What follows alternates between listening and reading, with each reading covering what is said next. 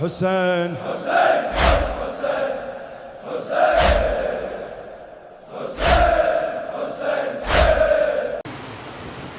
سرنامہ کلام میں معمولاً آیت قرآن کی تلاوت کی جاتی ہے، لیکن میں نے آپ کے سامنے 8ویں امام کی ایک حدیث کو پیش کیا جس میں امام یہ ارشاد فرما رہے ہیں، آواز آپ کو نہیں آ رہی؟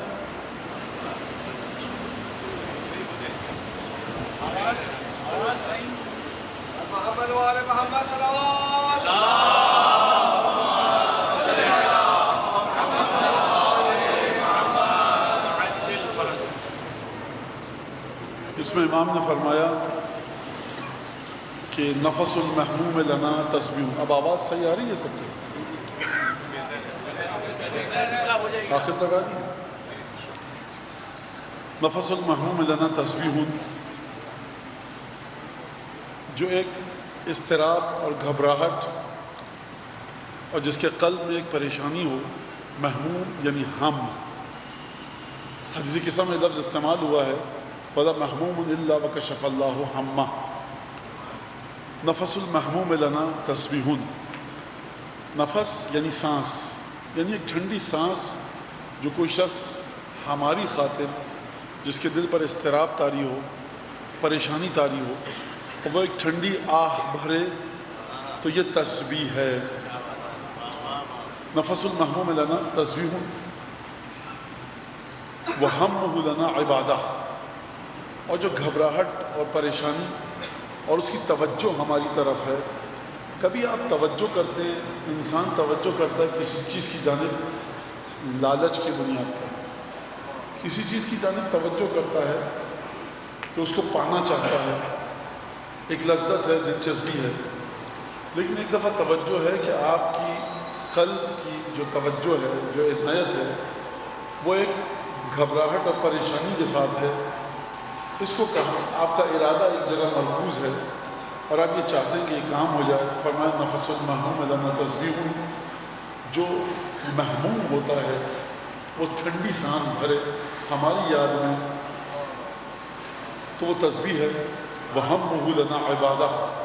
ایک دل میں اس کے گھبراہٹ ہے ہماری وجہ سے، یہ گھبراہٹ کی جو کیفیت ہے یہ عبادت ہے.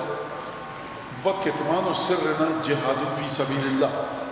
ہماری ان باتوں کو ہر ایک کو نہ بتانا جس کو لوگ نہیں سمجھ پاتے، ہماری ان باتوں کو نہ بتانا کہ جن کو لوگ نہیں سمجھ پاتے، یہ ہے خدا کے راستے میں جہاد.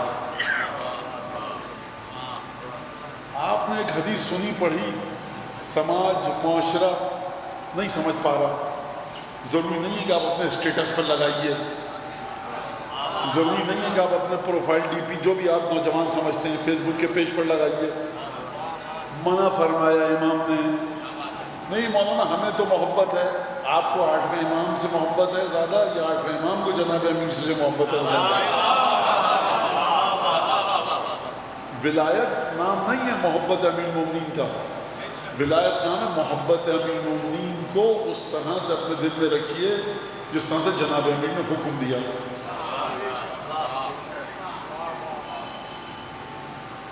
اور آپ خطبے کو پڑھیے جا کر جناب سیدہ زینب کے، اور جو دمشق میں دیا امام سجاد کے خطبے کو پڑھیے، جو دمشق میں دیا امام سجاد کے خطبے کو پڑھیے، جناب زینب کے جو بازار کوفہ میں دیا.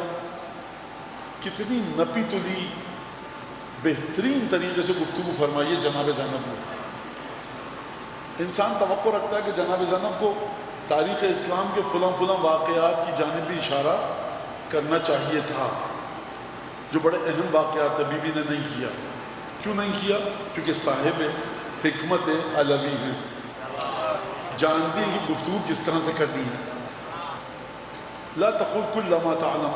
محمد حنفیہ سے کہا جناب امیر نے، بیٹا محمد حنفیہ ہر وہ چیز جو جانتے ہو بول مت دیا کرو. مومن کے کمال یہ کہ گفتگو کا اسے فن اور ڈھنگ اور طریقہ ہے. لہٰذا یہ فضیلت ہے اور یہ ہے، اور ہم بتا کر رہیں گے دنیا کو ہماری ذمہ داری ہے. کوئی آپ کی ایسی ذمہ داری نہیں ہے. آپ کی ذمہ داری ہے خود سمجھیے، قو انفسکم و اہلیکم نارا. اپنے آپ کو بچاؤ اے مومنو جہنم کی آگ سے، اور اپنے گھر والوں کو، اپنے رشتہ داروں کو۔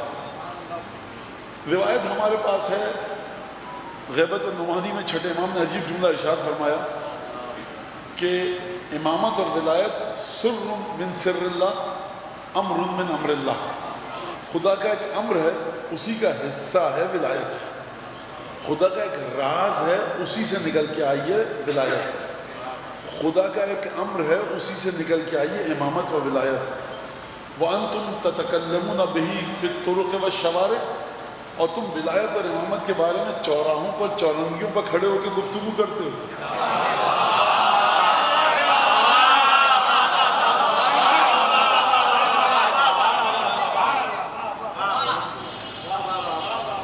کسی نے سوال کیا کہ مولانا پھر جلوس بند کروا دیجئے، پھر جشن غدیر مباہلہ بند کروا دیجئے، 13 رجب کا جشن بند کروا دیجئے۔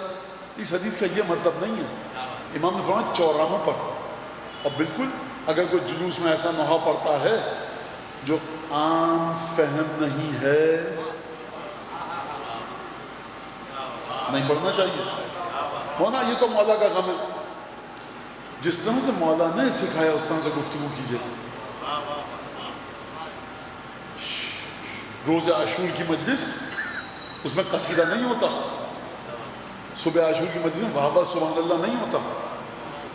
جو صاحب ذوق اذاں ہیں وہ عصر عاشور کی مجلس میں نعرہ حیدری درود نہیں بھیجا جاتا، سکوت کا عالم ہوتا ہے۔ کبھی سوچا آپ نے کیوں؟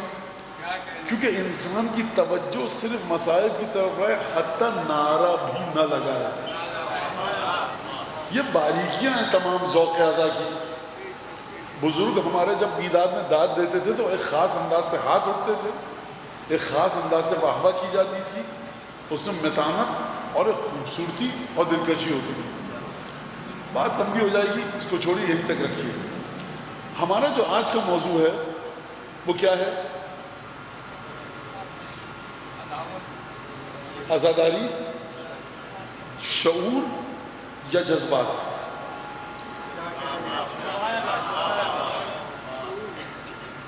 دیکھیے عزاداری وہ ہے جو آپ کو بیدار کرے۔ حضور یہ سویا ہوا ہوتا تو عزاداری نہیں کرتا۔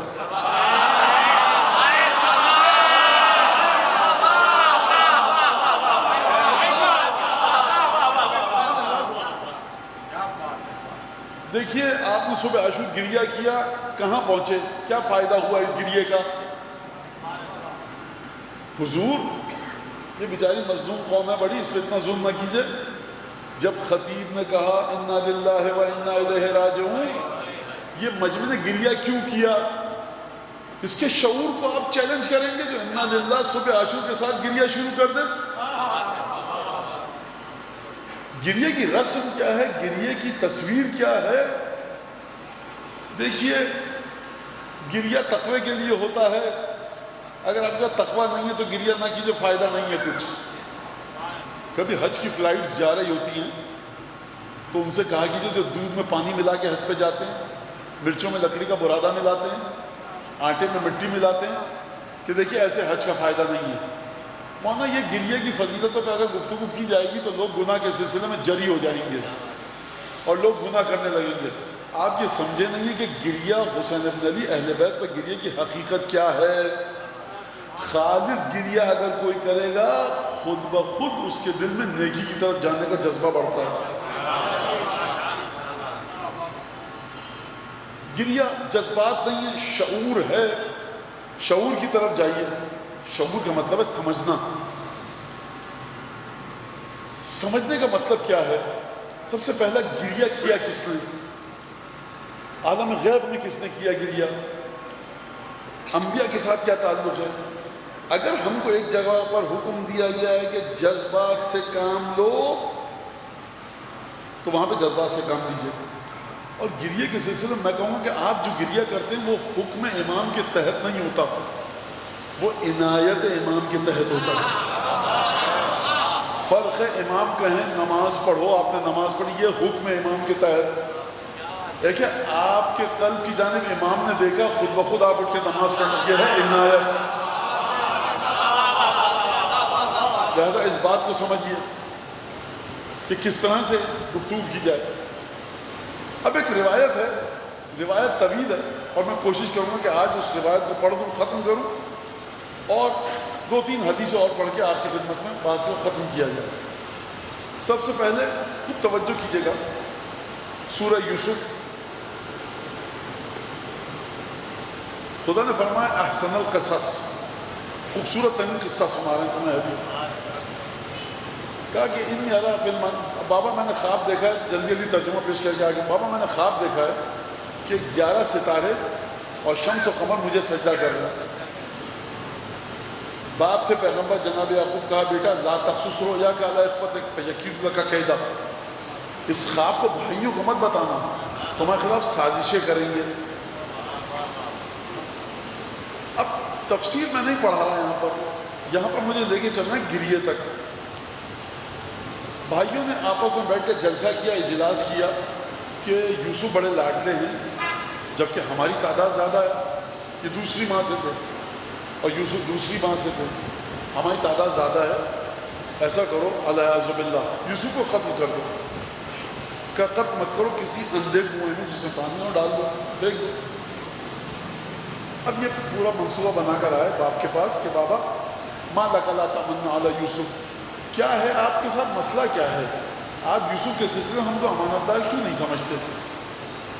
اس کو ہمارے ساتھ بھیج دیجئے، ہم جائیں گے کل جنگل میں ذرا باہر شہر سے، جہاں پہ پھل پھول والی درخت پودے ہوں گے، اور ہمارے ساتھ بھیج دیجئے تاکہ پھل وغیرہ بھی کھائے کھیلے، ہم وہاں پر آئیں گے۔ اور آپ فرمایا کہ مجھے ڈر یہ ہے کہ بھیڑیا نہ کھا جائے یوسف کو۔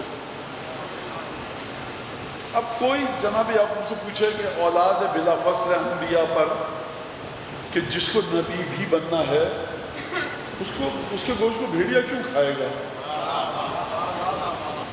خیر بہرحال کہا یا خود ہم جب موجود ہوں گے بھائی اتنے سارے تو بھیڑیا کیسے کھا لے گا؟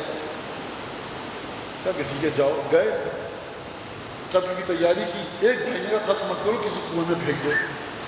یوسف کو کنویں میں پھینک دیا گیا، یہ سمجھے کہ بھوکا پیاسا مر جائے گا، ہم قتل نہ کریں، بھوکا پیاس سے مرے۔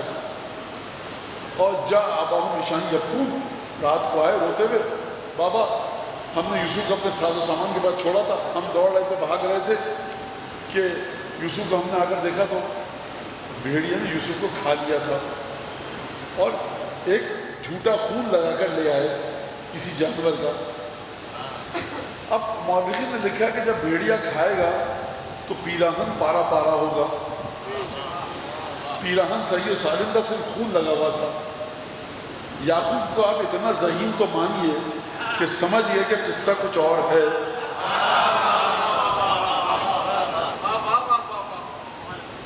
اور یعقوب کو اتنا ذہین تو مانیے کہ یعقوب یہ کہیں کہ یہ کون سا بھیڑیا تھا جو پورا کا پورا میرے بیٹے کو نگل گیا، بچا کچا بدن کہاں ہے اسی کو دفن کر دیں۔ قرآن خاموش ہے، تاریخ خاموش ہے، یوسف نے پوچھا ہی نہیں، جانتے ہیں کہ ہوا کیا ہے۔ فرمایا سولت لکم انفسکم امرا، یہ تمہارے نفسوں نے تم کو ایک غلط کام پر اکسایا ہے۔ اور پھر فرمایا انی اعلم من اللہ ما لا تعلمون، جو مجھے پتا ہے نا خدا کی بارگاہ سے تم نہیں جانتے۔ اور اس کے بعد یوسف نے گریہ کرنا شروع کیا۔ اب جناب یوسف سے کوئی پوچھے کہ آپ جانتے ہیں کہ ابھی وہ واقعہ نہیں ہوا کہ چاند ستارے یوسف کو سجدہ کریں، یہ واقعہ ہو کر رہے گا، ابھی تک تو نہیں ہوا، تو یوسف زندہ ہے، پیراہن ثبوت ہے، بچا کچا بدن ہڈیاں نہ لانا ثبوت ہے کہ یوسف زندہ ہے۔ اور قرآن نے کیا ارشاد فرمایا؟ تمہارے نفسوں نے، تمہارے اندر کا جو شیطان ہے اس نے اکسایا ایک کام کرنے پر۔ انما اشکو بسی وحزنی الی اللہ، میں اپنی شکایت خدا سے کر سکتا ہوں۔ آپ بتائیے اتنا لاڈلا بیٹا تھا، کہتے کہ بیٹا مجھے لے کے تو چلو، کہاں پر ہے بچا کچا بدن ہے کہاں پر، واقعہ کیا ہوا؟ بھیڑیے نے پورا نکل دیا۔ خاموش ہے، کہا میں اپنے حزن اپنے غم کو خدا کی بارگاہ میں شکایت کرتا ہوں۔ اور اتنا روئے اتنا روئے، وَابْيَضَّتْ عَيْنَاهُ مِنَ الْحُزْنِ فَهُوَ كَظِيمٌ، اتنا غصہ اتنا برداشت کیا اور روتے رہے خاموشی کے ساتھ کہ آنکھیں سفید ہو گئیں، یعنی نور جاتا رہا۔ اب جناب یوسف سے کوئی پوچھے کہ یوسف پیغمبر ہیں، نبی اللہ ہیں، آپ قرآن میں فرمانا فصبر جمیل، میں صبر جمیل اختیار کروں گا، یہ کون سا صبر جمیل ہے کہ اتنا روئے کہ آنکھوں کا نور جاتا رہا؟ اور کوئی یوسف یعقوب سے جا کر پوچھے کہ آپ گریہ کیوں کر رہے ہیں جب آپ کو علم ہے اور اس گریہ کے ذریعے پہنچنا کہاں تک چاہتے ہیں؟ بھائی نبی کا بیٹا ہے، نبی سے چھن گیا، دل پر تیر لگا، گریہ ہو رہا ہے۔ گریہ نام ہے اس عمل کو درک کر کے رد عمل دکھانے کا۔ اس سے بڑھ کر شعور کی کون سی منزل ہوگی جو آپ ان عزاداروں کو جگانا چاہتے ہیں؟ لہذا بات کو یہاں تک ختم کیجئے اور بات کو ہم آگے بڑھاتے ہیں۔ مسمع ابن عبد الملک کر دی۔ اچھا اس سے پہلے کہ بات کو آگے بڑھاؤں، دیکھیے زیارت پر انسان جاتا ہے تقوی کے لیے، اگر تقوی نہیں آیا تو فائدہ نہیں ہے زیارت کا۔ تقوی آنے کی علامت کیا ہے؟ آپ گناہوں سے بچیے۔ میں نہیں کہہ رہا گناہ کرتا رہے، ظاہر کو گناہ چھوڑنے چاہیے، لیکن آپ کو حق نہیں ہے کہنے کا کہ اگر تقوی نہیں آ رہا تو اس عبادت کو چھوڑ دیجئے۔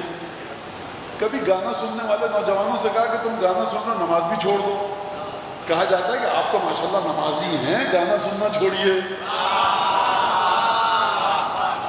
جو اب معذرت کے ساتھ کراچی ہے، نہ جانے کتنے موجود و مبتلا ہوں، جو پان گٹکا کھایا جا رہا ہے، آپ پان گٹکا کھاتے ہیں زہر بھی کھا لیجیے ساتھ میں، اچھی غذا کھا رہے ہیں، پان گٹکا کھانا چھوڑ دیجئے۔ برائی پہ مرکوز کی جاتی ہے توجہ، نہ کہ اچھائی پر، اور جبکہ روایات کچھ اور گفتگو فرما رہی ہیں۔ تو میں روایت پیش کروں آپ کے سامنے۔ مسمع ابن عبد الملک کردی بصرے کا رہنے والا ہے۔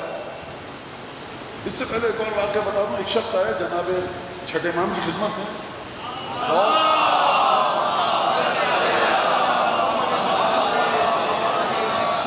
کہا کہ میں کوفے سے آ رہا ہوں۔ کہا کہ امیر مومن کی زیارت کو گئے تھے؟ کہا کہ نہیں۔ چھٹے امام کی خدمت میں آیا ہے، کہا امیر مومن کی زیارت پہ گئے تھے؟ کہا کہ نہیں گیا۔ کہا کوفے سے گزری اور ہمارے دادا کی زیارت کو نہیں گئے؟ کہا نہیں۔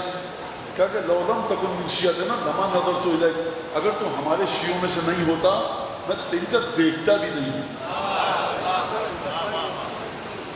خوب توجہ کیجئے۔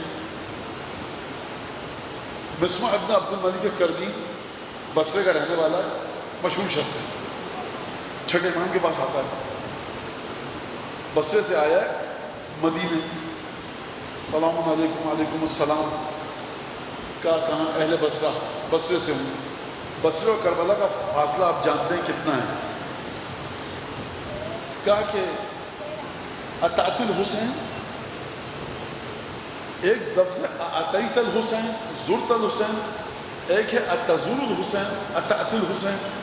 اتعت الحسین کا معنی یہ ہے کہ آتے جاتے رہتے ہو کربلا، ہے جاتے ہو زیارت کے لیے۔ یہ نہیں پوچھا کہ کبھی گئے ہو کربلا، کبھی زیارت کی، آتے ہو؟ آتے ہو اس کا مطلب ہے کہ تسلسل۔ اب تسلسل کتنا ہے یہ ایک الگ بات ہے، 2 سال میں ایک دفعہ، 3 سال میں ایک دفعہ، سال میں ایک دفعہ، کیا آتے ہو زیارت حسین پر؟ کہ ابن رسول اللہ مسئلہ یہ کہ میں بصرہ کا رہنے والا ہوں، وعندنا میت کو حول خلیفہ، خلیفہ جو ہے اور ہارون رشید اور منصور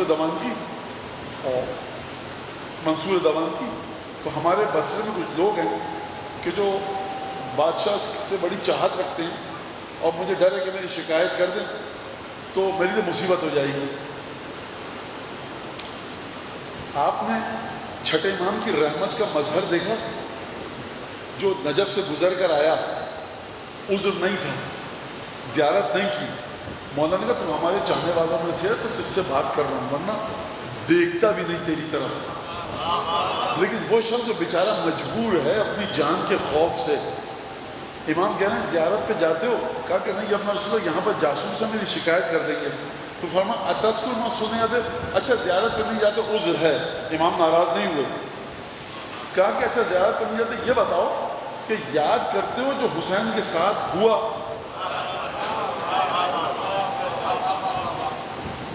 خوب توجہ کیجیے گا، یاد کرتے ہو جو حسین کے ساتھ ہوا؟ کہا کہ جی اپنا رسول اللہ. تو کیسے یاد کرتے ہو؟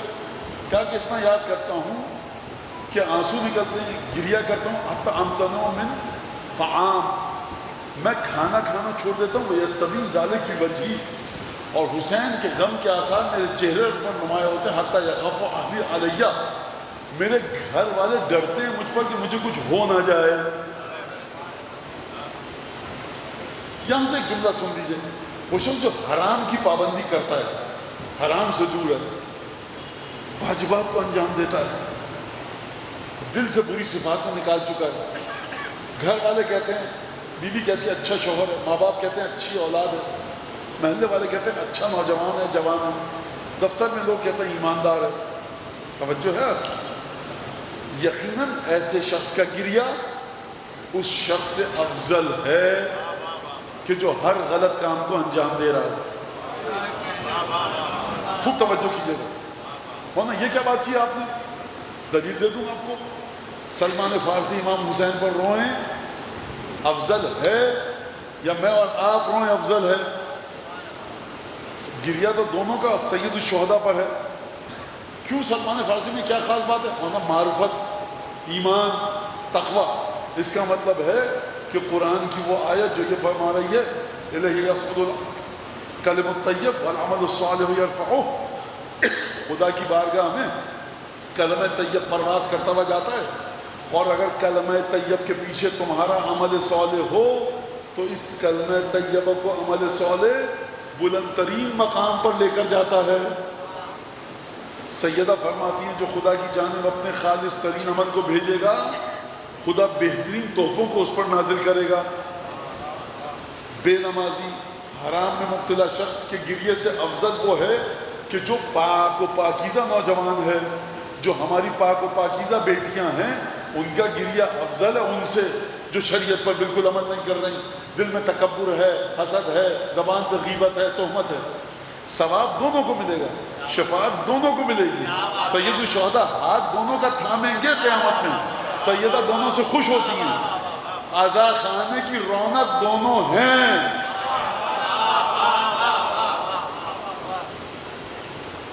عزا خانے کی رونق دونوں ہیں. مانا یہ نوجوان لڑکے باہر کھڑے ہوتے ہیں، مجلس میں نہیں آتے، بیکار لڑکے ماتم ہوتا آ جاتے ہیں. یہ بھی رونق ہے، عزت ہے عزا خانے کی. ماتم تو کر رہا ہے امام حسین پر، ٹوکیے مت، نکتہ چینی مت کیجئے. ایک دو دفعہ کہہ دیا ماتم کر رہا ہے.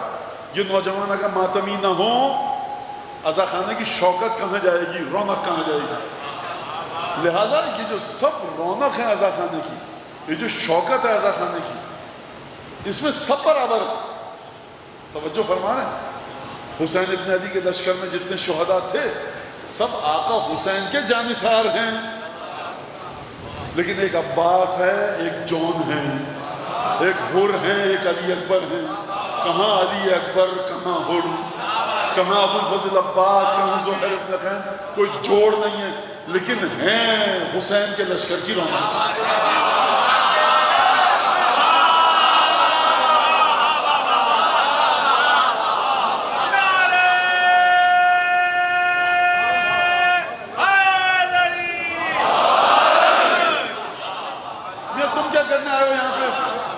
کبھی پورے سال دکھتے نہیں ہو، نماز میں عزا خانے میں آ جاتا ہو. حق نہیں ہے آپ کو کہنے کا.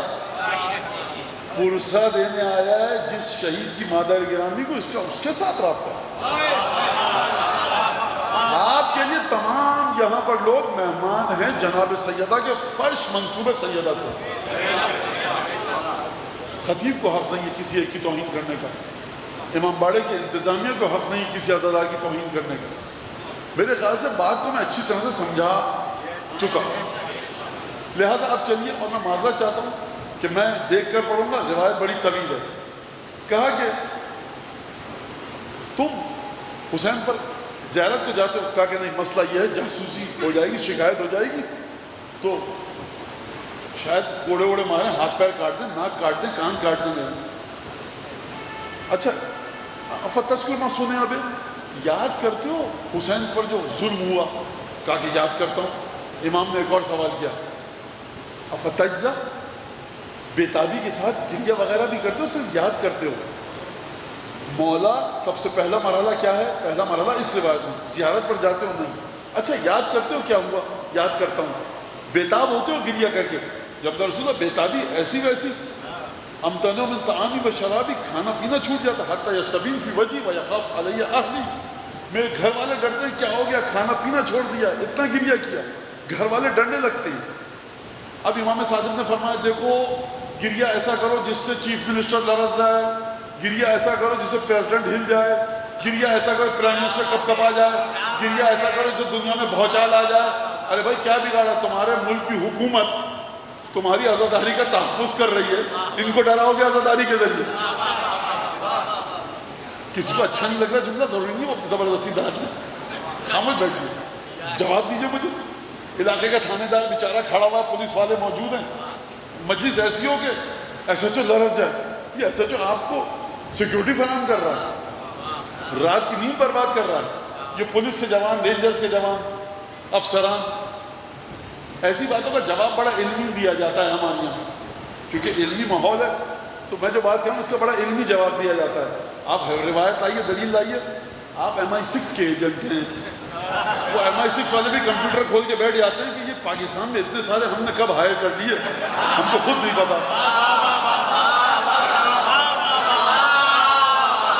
جس نے کما لگائی MI6 کا ایجنٹ، زنجیر ماری MI6 کا ایجنٹ.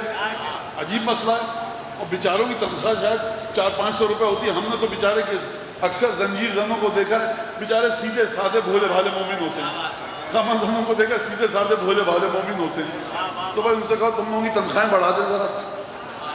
تو آپ توہین مت کیجئے، آپ دلیل سے بات کیجئے، توضیح مسائل لائیے، آپ اصول کافی لائیے، آپ روایت لائیے، آپ مراجع کے فتوے لائیے، خوب توجہ کیجئے گا. امام نے فرمایا افتجزا، تمہاری جزا و فضا، بے تابی، تڑپنا تم پر طاری ہوتا ہے؟ کہا کہ حتی یستبین فی وجہی، میرے چہرے سے آثار نمایاں ہوتے ہیں. تو امام نے کیا کہا؟ اچھا یہ بتاؤ گریہ تمہیں شعور کی طرف لے کر جاتا ہے یا جذبات کی طرف لے کر جاتا ہے؟ ارے حضور والا، امام جو 3 سوال کر رہے ہیں اور جو یہ جواب دے رہا ہے، اس کے شعور کا تو امتحان لے رہے ہیں. اور کس کا امتحان لے رہے ہیں؟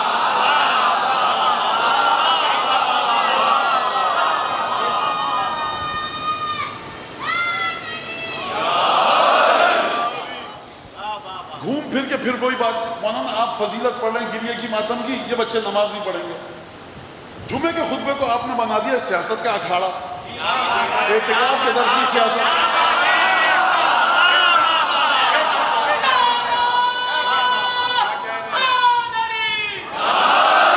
پورا کا پورا وزن ڈالتے ہیں 10 دنوں پر جب آقا سید الشہداء کا ذکر ہو. آپ یہ بھی بتائیے، وہ بھی بتائیے، یہ بھی بتائیے، وہ بھی بتائیے. میاں 52-53 جمعے آتے ہیں، اس میں کیا بتا رہے ہیں آپ؟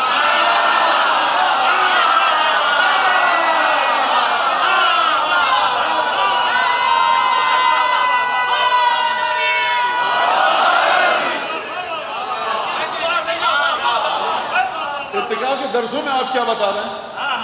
آپ محلے کے بچوں کو پورے سال جمع کیوں نہیں کر پا رہے کہ بیٹا آؤ وضو سکھا دوں، غسل سکھا دوں؟ جتنا ہو سکتا ہے بتایا جاتا ہے.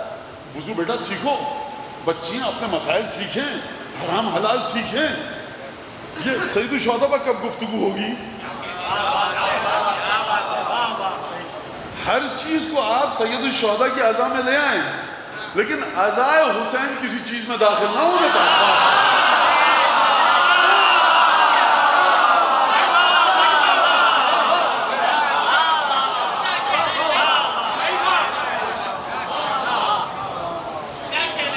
توجہ کیجئے اس بات کو. لہذا امام نے فتجزا، بےتاب ہوتے ہو گریہ کی وجہ سے. ای واللہ، بالکل جب میں رسول اللہ خدا کی قسم بےتاب ہوتا ہوں. وہ استعبر، آنسو نکلنے لگتے ہیں.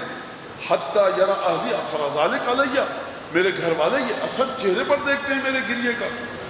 فامتنعوا من الطعام، کھانے پینے سے رک جاتا ہوں، کھانا نہیں کھایا جاتا مجھ سے، چہرے پر آثار آ جاتے ہیں میرے. اور اس کے بعد فرمایا اب اگر فرض کیجئے امام نے مجھے نماز پڑھتے ہوئے دیکھا، 2 رکعت نماز پڑھتے ہوئے دیکھا، آپ صاحبان کو نماز پڑھتے ہوئے امام نے دیکھا. جب میں نے کہا اللہ اکبر اللہ، آپ نے کہا، امام نے کہا خدا کی رحمت ہو تم پر جو تم نے یہ 2 رکعت نماز پڑھی.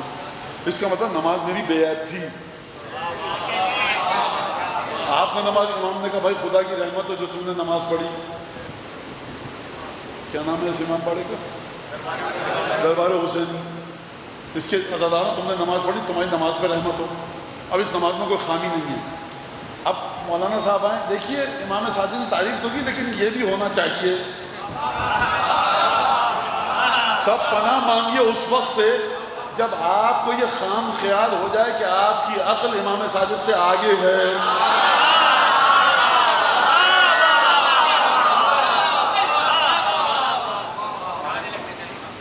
سوال شروع کہاں سے ہوا تھا؟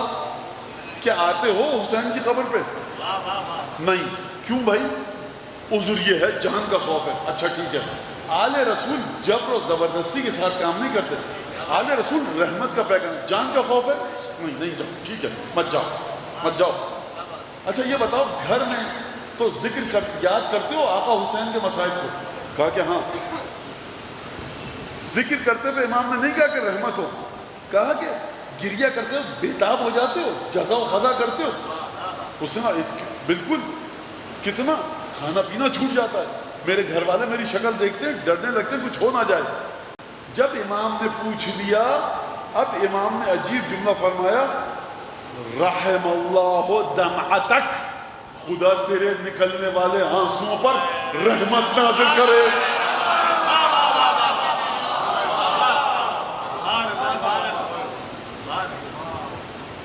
اب یہ تو آنسوؤں پر رحمت ہو گئی.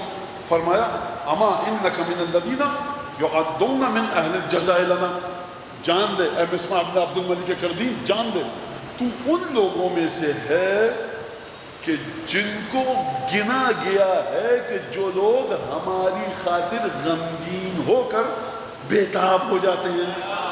خوب توجہ کرنا عزیزو اس بات پہ، آگے مت بڑھیے گا، خوب توجہ کیجیے گا اس کی فقہ الحدیث پر.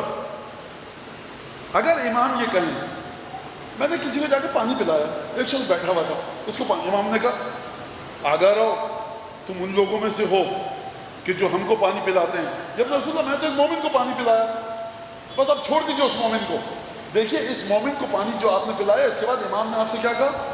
تم ان لوگوں میں سے شامل ہو کہ جو ہم کو پانی پلاتے ہیں. ارے یا رسول اللہ آپ کیا فرما رہے ہیں؟ آپ تو تھے ہی نہیں، میں تو اس مومن کو پلایا. بس امام نے کہہ دیا تم نے اس کو پانی پلایا، گویا ہم کو پلایا. اب بحث کی جگہ نہیں ہے. میں کس طرح سے بہت آپ اچھے طریقے سے سنیں تو میرا بھی جی چاہ رہا ہے کہ مزید رکوں اور اس کی موشکافی کروں. فرمایا جان لو، مبارک ہو کہ تم ان لوگوں میں سے شامل ہو جاتے ہو یہ آنسو بہا کر کہ جو ہماری خاطر گریہ کر کے بےتاب ہوتے ہیں. ایک سیکنڈ رک جائیے. آپ گئے خانہ کعبہ، چوم کیا ہے حجر اسود کو. امام فرمائیں تم چوم کیا ہے؟ جان لو حجر اسود کو چومنے والوں میں سے شمار ہوتے ہو. تم صفا و مروہ گئے، تم جان لو صحیح کرنے والوں میں شمار ہوتے ہو. تم جان لو تم سنت ابراہیمی ادا کرنے والوں میں سے شمار ہوتے ہو. تعریف کے ساتھ اگر امام کسی کام کے بارے میں ذکر کریں، اس کا مطلب یہ ہے کہ یہ کام اچھا ہے. امام کہہ رہے اتنا بڑا کام تم بھی شمار ہو گئے ان میں سے. غور کیا؟ بقرعید کے نام پہ دمبا ذبح کیا، سنت ابراہیم کو زندہ کرنے والوں میں سے شمار ہو گئے. اس کا مطلب ہے کہ بقرعید میں دمبا، گائے، بھیڑ، بکری، اونٹ ذبح کرنا ثواب ہے. آپ نے بہترین نماز پڑھی، پاک و صاف کپڑے کے ساتھ، خمس دے کر، عطر لگا کر، وضو کر کے، گریہ کے ساتھ. امام نے کہا جان دو تم نماز پڑھنے والوں میں سے شمار کیے گئے. اس کا مطلب ہے پہلے یہ بات طے ہو چکی ہے کہ یہ کام کرنے والا نیک ہے. خوب توجہ کیا آپ نے، لہذا آپ سمجھ سنیے، باقی حدیث سنیے. امام نے فرمایا یعدون من اہل الجزاء لنا، اس کام کے ذریعے جو تم کرتے ہو تم کو شمار کیا گیا ہے، تم گنے جاتے ہو ان لوگوں میں سے کہ جو ہمارے مصائب کو سن کر یاد کر کے جزا و فضا کرتے ہیں بے تابی.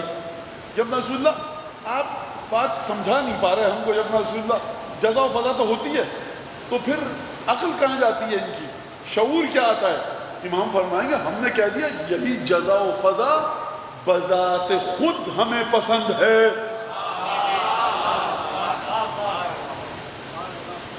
بقیہ روایت سنیے, جلدی جلدی پڑھوں.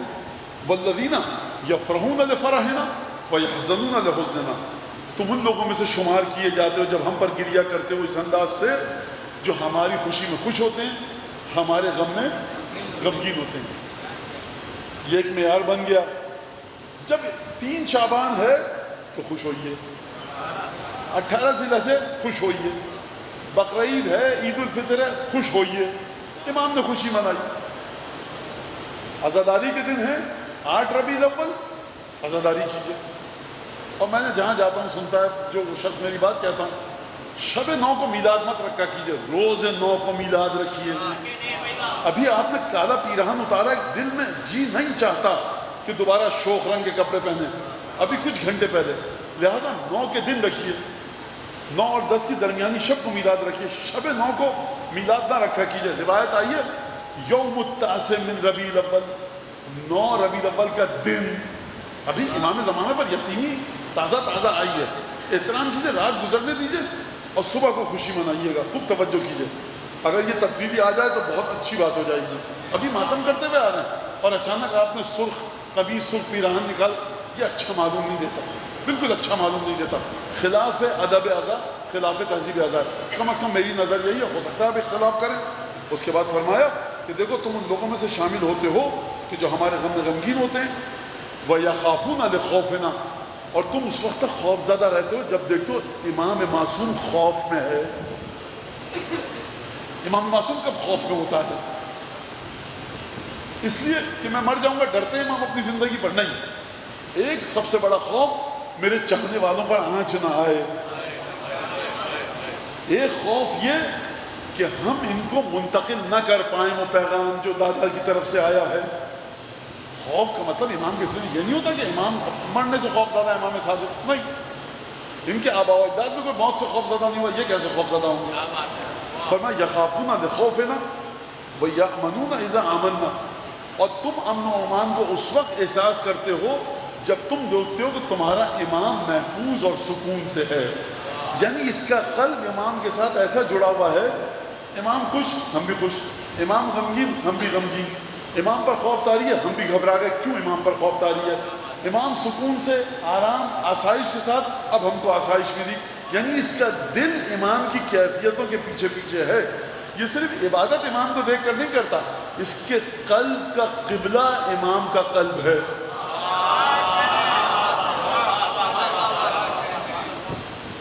بات سن لی آپ نے, اب سنیے ذرا. اب امام نے ایک اور جملہ ارشاد فرمایا عجیب. اب امام تحفہ کیا دے رہے ہیں اس کو, اما عندک سترہ, عجیب جملہ ہے. اما انک سترہ حضور آبائی عند موتک, جو تم اس انداز سے گریہ کرتے ہو, اس انداز سے گریہ کرتے ہو تو یاد رکھنا, تم کو ایک بات بتا دوں کہ اپنی موت کے وقت تم میرے باپ دادا کو اپنے سرہانے دیکھو گے.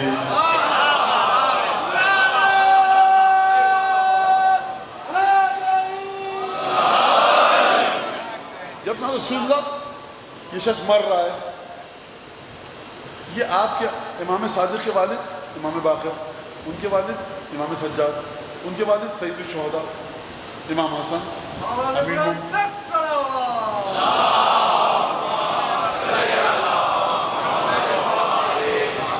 امیر المومنین,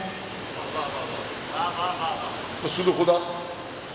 اب جناب ابو طالب جب کہاں تک سلسلہ جائے گا, فرمایا میرے تمام آبا و اجداد کو دیکھو گے. سلسلہ ابراہیم تک جائے گا, اسماعیل تک اللہ جانے گا, لیکن ختمی مرتبہ تک تو ضرور جائے گا. کہا کہ تم اپنی موت کے وقت جو گریہ کرتے ہو اس طرح سے عزاداری, اپنی موت کے وقت میرے آبا و اجداد کو دیکھو گے. کہ اب رسول اللہ کیا فرما رہے ہیں؟ فرمائیے کہ تم اپنی موت کے وقت جنت کی نہروں کو دیکھو گے, حدوں کو دیکھو گے, حور و قصور کو دیکھو گے, غلمان کو دیکھو گے، یہ آپ کے آبا و اجداد دیکھنے کا کہ یہ کیا انعام ہے. جنت کی نعمتوں کا ذکر کیجئے کہ تم جنت کی نعمتوں کو دیکھو گے. انسان کا کمال ہے جنت تک پہنچ جائے. خوب توجہ کیجئے گا، امید ہے کہ منتقل ہو پائے یہ بات.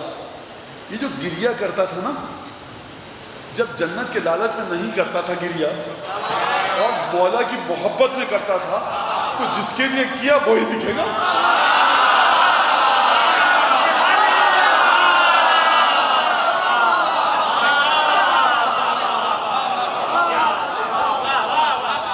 اور جنت کے درجات ہیں کہ نہیں ہیں؟ جنت کے درجات ہیں. سب سے بڑی جنت کا سب سے بڑا درجہ کیا ہے؟ مطلب وہ سیب، انار، انگور، آم، کیلا، آڑو، نہ جانے کیا کیا ناشپاتی. جنت کا سب سے بڑا درجہ امیر المومنین سے پوچھئے، سیدہ سے پوچھئے. سیدہ نے پوچھا بابا آپ سے کہاں ملوں جنت میں؟ سیدہ آپ تو جنت میں تشریف لا چکی ہیں، اب بابا کو کیوں ڈھونڈ رہی ہیں؟ سیدہ کہیں گی دیکھو تم خوش ہونا کوثر و سلسبیل و تسنیم کے ذریعے، ہم اس وقت تک خوش نہیں ہوں گے جب تک بابا کی زیارت نہ کریں. خوب توجہ کیجیے گا اس بات کے اوپر، غور سے سنیے گا. جس کی جو جنت ہوتی ہے امام صادق وہی تو دکھائیں گے. ایک سچے عزادار کی جنت ہے امام باقر کے چہرے کی زیارت، سید سجاد کے چہرے کی زیارت، امیر مومنین کے چہرے کی زیارت. ادب دیکھیے آپ، ادب دیکھیے. کہا میرے تمام آبا و اجداد کو عزاداری سیدہ ادب سے ہو. سیدہ کا نام یہاں نہیں آیا. عزاداری سیدہ بھی ادب سے ہو، میلاد سیدہ بھی ادب سے ہو. چھٹے امام ادب کر رہے ہیں اپنی دادی کا، تو میاں میں اور تم ہیں کس کھیت کی مولی. خوب توجہ کریں اس بات کے اوپر. جس کی جو جنت ہوگی وہی دکھائی جائے گی. دکھا دی جنت، اب اس کے بعد دکھا دی جائے میرے باپ دادا کو دیکھو گے. اور پھر فرمایا عجیب جملہ، اور تم دیکھو گے میرے باپ دادا کو وَوَصِيَّتُهُمْ مَلَكُ الْمَوْتِ بِكَ، اور دیکھو گے کہ میرے تمام آبا و اجداد ملک الموت سے تمہاری سفارش کر رہے ہیں کہ ذرا آرام سے روح کو نکالو.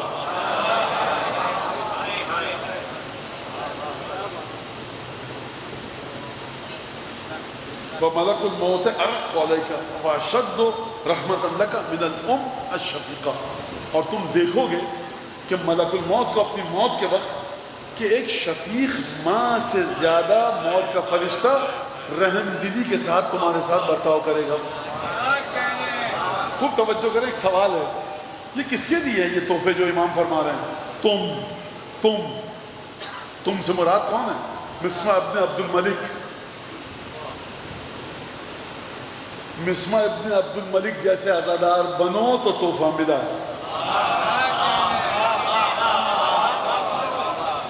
خوب توجہ کیجیے گا.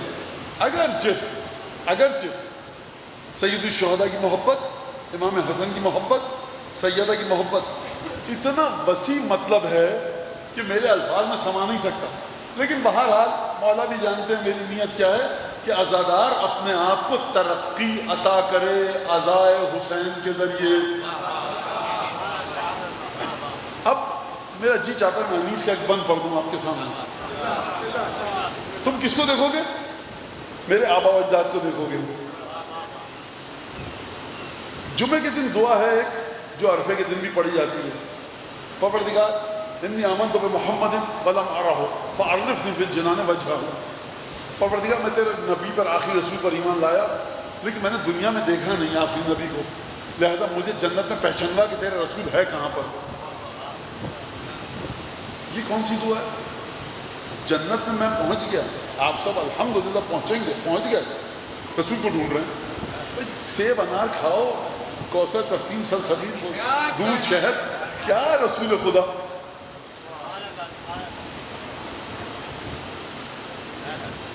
یہ فلسفہ ہے کیا؟ دیکھیے یہ وہ فلسفہ حیات ہے جو صرف اور صرف آپ کو عزائے حسین ابن علی میں ملے گا.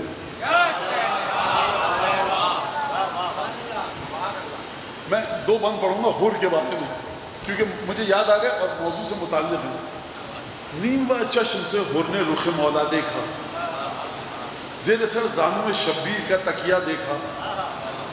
شاہ نے فرمایا کہ حر جری کیا دیکھا؟ مسکرا کر طرف عالم بالا دیکھا. شاہ نے فرمایا کہ حر جری کیا دیکھا؟ عرش کی حسن رخ حور نظر آتا، فرش سے عرش تلک نور نظر آتا. صاف نہریں ہیں رواں جھوم رہے ہیں اشجار، شاخوں سے میری طرف بڑھتے ہیں میوے ہر بار. شاخوں سے میری طرف، میں نہیں جا رہا، وہ آ رہے ہیں. شاخوں سے میری طرف بڑھتے ہیں میوے ہر بار، حوریں لاتی ہیں جواہر کے طبق بحر نثار. صاف نہریں ہیں رواں جھوم رہے ہیں اشجار، حوریں لاتی ہیں جواہر کے طبق بحر نثار. اور پھر ایک دفعہ حور کہتے ہیں، اب حور کی روح آدھی حسین بن علی کے زانو اقدس پر سر ہے اور شہید ہونے سے پہلے عالم برزخ دیکھ رہے ہیں بقول انیس کے. تو فرما رہے ہیں حور کہ صاف نہریں ہیں رواں، شاخوں سے میری طرف بڑھتے ہیں میوے ہر بار. صاف نہریں ہیں رواں جھوم رہے ہیں اشجار، حوریں لاتی ہیں جواہر کے طبق بحر نثار.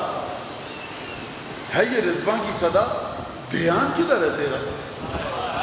جنت کا جو دروازے بان ہے، جو حاجب ہے، جو چوکیدار ہے جنت کے دروازے پر، وہ کہہ رہا ہے،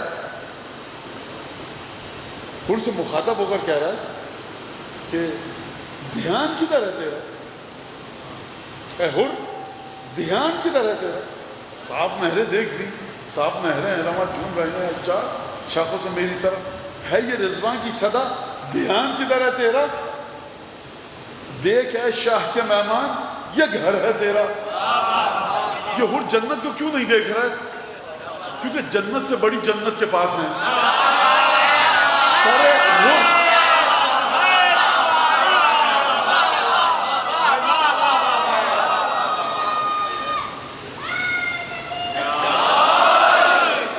قیامت میں قرآن میں کیا پڑھتے ہیں آپ؟ وجوہ یومئذ ناظرہ الی ربہا ناظرہ. قیامت کا دن ہوگا وہ کہ مومن کے چہرے شاداب ہوں گے، اپنی رحمت کی طرف دیکھ رہے ہوں گے، اپنے رب کی طرف دیکھ رہے ہوں گے.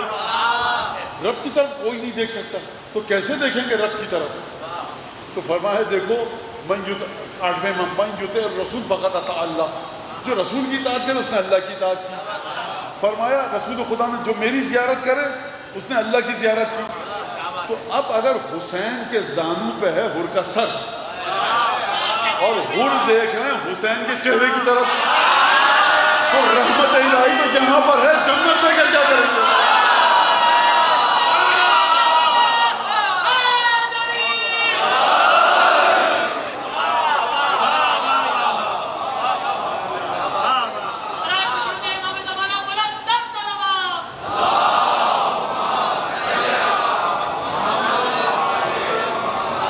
سید الشہداء کا ایک لقب ہے صاحب المصیبت الراتبہ. مصیبت راتبہ کا مطلب کیا ہے؟ مسلسل درپیش مصیبتیں. 61 ہجری مصیبتیں ختم ہو گئی، پھر کیوں کہا جا رہا ہے مسلسل درپیش ہونے والی مصیبتیں؟ بس گفتگو ختم ہو گئی. پہلی مجلس کس نے پڑھی امام حسین علیہ السلام کی شہادت کے بعد؟ شہادت سے پہلے پہلی مجلس پڑھی ہے جبرائیل نے آدم کے لیے. شہادت کے بعد پہلی مجلس پڑھی ہے جناب زینب نے مقتل میں، جو جملے موجود ہیں، رسول خدا کو مخاطب کیا. اور اس کے بعد دوسری مجلس پڑھی ہے امام سجاد نے بازار کوفہ میں. ایھا الناس، جو مجھے جانتا ہے وہ پہچانتا ہے، وہ پہچانتا ہے، جو نہیں جانتا تو سن لے، میں علی ہوں، حسین کا بیٹا، دادا بھی علی ہے اور ابو طالب کا بیٹا. اور پھر فرمایا میں تمام کے تمام مسائل امام سجاد نے بازار کوفہ میں پڑھے. سید سجاد کچھ تو بتائیے بابا کیوں آئے، کیا ہوا؟ کہا صرف مسائل پڑھے. اس کا مطلب یہ ہے کہ مسائل کے ساتھ ذکر حسین بن علی کی عزاداری میں سنت سید سجاد ہے، سنت جناب زینب ہے. صرف مسائل پڑھے. مصیبت راتبہ کو ذرا سن لیجیے آپ. علماء نے دو طرح سے تشریح بیان کی. ایک مصیبت راتبہ کا مطلب یہ ہے کہ صبح عاشور اور جب تک حسین بن علی مسلسل مسائل کو جھیلتے رہے، روز عاشور مسائل کو جھیلتے رہے. راتبہ مسلسل پے در پے ایک کے بعد ایک مصائب آتے رہے. لیکن ایک عالم نے عجیب بات لکھی، جس عالم نے لکھی ثواب اسی کو پہنچے. میں نقل کر رہا ہوں، آپ کو بتا رہا ہوں. کیا کہ راتبہ کا مطلب آج بھی جب حسین بن علی کو سلام کرتے ہو تو کہتے ہو اے حسین آپ کی مصیبتیں اب بھی مسلسل رواں دواں ہیں. اس کا کیا مطلب ہے؟ تو اس عالم نے لکھا کہ روایت ہے ہمارے پاس کہ جب فرشتے آسمان سے زمین پر نازل ہوتے ہیں اور مولا حسین کی قبر کی زیارت کو جاتے ہیں، 4000 فرشتے ابھی تک موجود ہیں جو روز عاشور زمین پر نازل ہوئے مدد کے لیے. مولا نے اجازت نہیں دی، وہ موجود ہیں. جب حضرت حجت قیام فرمائیں گے ظہور تو وہ ان کے ساتھ ہوں گے. یہ پھر دوبارہ آسمانوں کی طرف نہیں گئے، مسلسل فرشتوں کے لشکر نازل ہوتے ہیں زیارت کے لیے. جب یہ واپس جاتے ہیں شعث و غبر، بال بکھرے ہوئے، خاک آلود، عزاداری کی وجہ سے ان فرشتوں کے وجود پر عزاداری کا اثر ہوتا ہے. یہ ہر روز جاتے ہیں سیدہ کی خدمت میں. سیدہ ان فرشتوں کو دیکھتی ہیں شہقت شہقتن، ایک چیخ مارتی ہیں اور گریہ کرتی ہیں. گریہ اتنا شدید ہوتا ہے سیدہ کا کہ ملائکہ اپنی تسبیح کو سیدہ کے گریے کی وجہ سے روک دیتے ہیں. ختمی مرتبہ تشریف لاتے ہیں، سیدہ کو تسلی دیتے ہیں کہ بیٹیا سیدہ خدا تمہیں صبر دے. میں اپنے الفاظ میں بتا رہا ہوں اور شاید حضرت کے ظہور کا ذکر فرماتے ہیں، شاید ان مجالس کا ذکر ہوتا ہو جو دنیا میں ہو رہی ہے. تو سیدہ کی چیخ پہ تھمتی ہے اور گریہ تھمتا ہے. اگلے دن پھر یہی مسئلہ تکرار ہوتا ہے.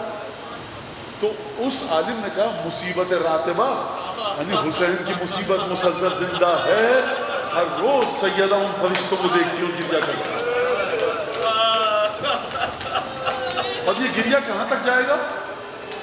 اذا کان یوم القیامہ. میں یہ کہتا ہوں پروردگار اگر اس گریوں کو بھی تو قبول نہیں کرے گا تو پھر یہ مظلوم مومنین جائیں کس کے دروازے پر؟ یا کوئی دروازہ بتا دے جو حسین سے بہتر ہو، یا ہم کو اسی دروازے پر رکھ اور اسی دروازے کی معرفت عطا فرما. قیامت کا دن جب آئے گا سیدہ میدان قیامت میں تشریف لائیں گی. نودیت من بطنان العرش، عرش کی گہرائیوں سے منادی ندا دے گا یا فاطمہ سلی حاجتک. تمام خلائق جو میدان قیامت میں ہوں گے نا وہ خدا سے کہہ رہے خدایا بخش دے ہم کو، خدایا جہنم میں نہ ڈال، خدایا بخش دے. ایک نفس نفسی کا عالم ہوگا. واحد ہستی جس سے خدا کی جانب سے آواز آئے گی وہ سیدہ ہیں فاطمہ تم مانگو کیا مانگنا چاہتی ہو. بخدا سیدہ فرمائیں گی رب ارنی الحسن والحسین. پروردگار میں اپنے الفاظ شامل کر کے پروردگار مجھے کچھ نہیں چاہیے، میرے 2 بیٹے تھے چاند کے ٹکڑے، ایک تھا میری آنکھوں کا نور، دوسرا تھا میوہ دل، مجھے حسن حسین بس دکھا دے. روایت میں ہے کہ حسن اسی انداز سے آئیں گے جس انداز سے شہید ہوئے. اور ایک دفعہ یأتی الحسین آقا سید الشہداء تشریف لائیں گے، وہ اوداجہ تشخب دمن، اور گلے سے تازہ خون بہ رہا ہوگا جس طرح عاشور کے دن بہا. ایک دفعہ سیدہ چیخ ماریں گی اور رسول خدا تسلی دیں گے بس مسائل ختم کر دیے میں نے.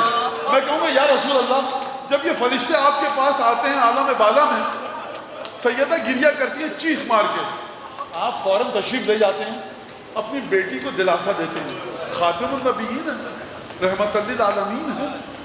سیدہ گریہ تھم جاتا ہے. بس سیدہ ہاتھوں کو جوڑ کر بڑے ادب سے ایک جملہ کہوں گا، بی بی آپ نے فرشتوں کو دیکھا ہے، اگر آپ ہوتی 11 محرم کو جب آپ کی بیٹی مقتل سے گزری ہے، کہیں پر عباس کا لاشا ہے، کہیں پر اکبر کا لاشا ہے سینے میں برچی پیوست ہے، کہیں پر حسین کا لاشا ہے، کہیں پر عود محمد کا لاشا ہے. جانتے ہیں 8ویں امام نے کیا فرمایا ہے؟ 18 بنی ہاشم کے جوان وہ تھے کہ زمین پر جن کی مثال نہ تھی، ان جوانوں کے غم کو لے کر سیدہ کی بیٹی کربلا سے کوفہ. حسین